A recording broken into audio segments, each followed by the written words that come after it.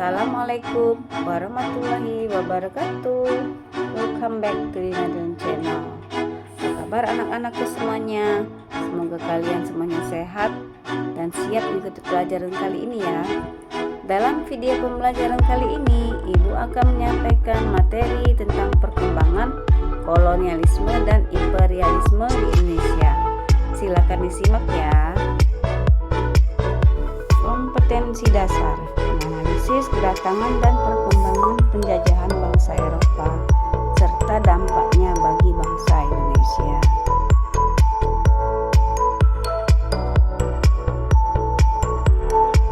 Adapun tujuan pembelajaran kali ini, yang pertama, menganalisis pengertian kolonialisme dan imperialisme di Indonesia.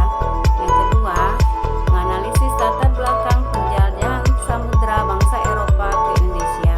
Kemudian yang ketiga, menganalisis latar belakang kolonialisme dan imperialisme di Indonesia. Silakan disimak ya anak-anak.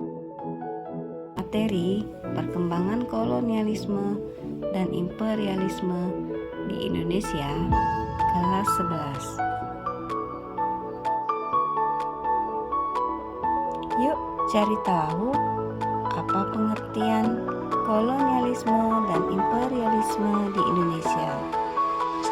Asal-usul kata kolonialisme dan imperialisme.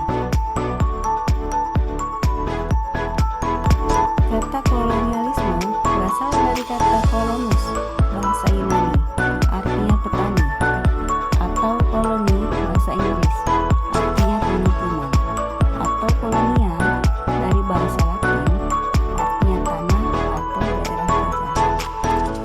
Sedangkan kata imperialisme berasal dari kata imperer, artinya memerintah.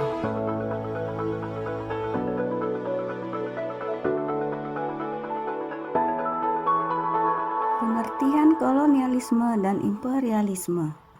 Kolonialisme adalah suatu sistem atau paham dari suatu negara untuk menguasai sumber daya alam yang dimiliki oleh negara lain atau jajahan, seperti Belanda, Inggris, Portugis, dan Spanyol.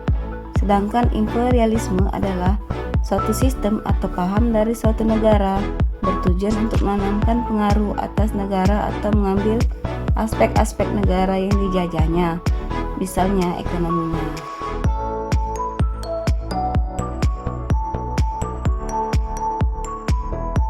Persamaan dan perbedaan kolonialisme dan imperialisme, yaitu sama-sama menguasai suatu negara untuk kepentingan negara yang berkuasa.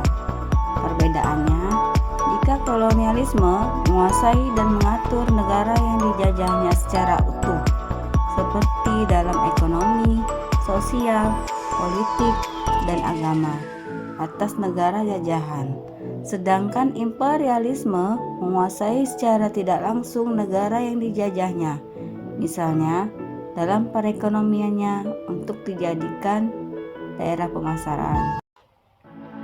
Nah, kalau itu tadi pengertian kolonialisme dan imperialisme.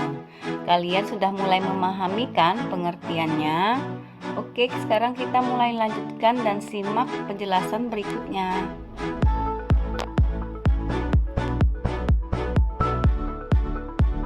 Munculnya kolonialisme dan imperialisme di Indonesia. Awal mula kolonialisme. Abad 15, Christopher Columbus dianggap sebagai penemu pertama penjelajah samudera. Seiring dengan penemuan-penemuan baru dalam ilmu pengetahuan dan teknologi, terutama dalam pelayaran dan perdagangan. Zaman kolonial modern dimulai sekitar tahun 1500 Masehi setelah penemuan Eropa tentang rute laut di sekitar pantai selatan Afrika dan Amerika. Dimulailah pengklaiman atas wilayah penjajahan atau disebut koloni, terutama di Asia dan Afrika, termasuk di Indonesia. Sedangkan sistem imperialisme sudah ada sejak abad ke-19. Pada awalnya dicetuskan oleh Benjamin Disraeli, merupakan Perdana Menteri Inggris saat itu. imperialisme dibagi menjadi dua. Yang pertama berdasarkan waktunya, yaitu imperialisme kuno dan modern. Yang kedua, imperialisme berdasarkan tujuannya, yaitu didasarkan atas kepentingan dari negara penjajah. Misalnya dalam bidang politik, ekonomi, sosial, budaya, atau militernya. Latar belakang penjelajahan bangsa Eropa ke Indonesia. Akibat putusnya jalur perdagangan Asia-Eropa, mendorong bangsa-bangsa di Eropa untuk mencari jalur perdagangan baru. Kali ini tak lewat darat, yang sudah dikuasai Turki Utsmani sudah tertutup. Mereka sedang mencari jalur lain, lebih sulit dan berbahaya. Mereka mencoba menelusuri sumber rempah-rempah lewat pelayaran laut, atau dikenal dengan sebutan jalur sutra. Portugis dan Spanyol menjadi yang pertama melakukan penjelajahan. Mereka akhirnya berhasil mencapai kepulauan rempah di timur jauh, alias Asia Tenggara. Tahun 1512, armada laut Portugis sampai ke Malaka. Portugis tiba di Kepulauan Nusantara dengan membawa serta 1.200 orang dan 18 buah kapal. Inilah awal mula kedatangan bangsa Eropa ke Indonesia.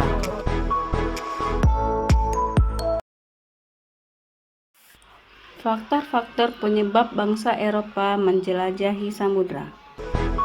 1. Runtuhnya Kekaisaran Romawi. 2. Melanjutkan Perang Salib. 3.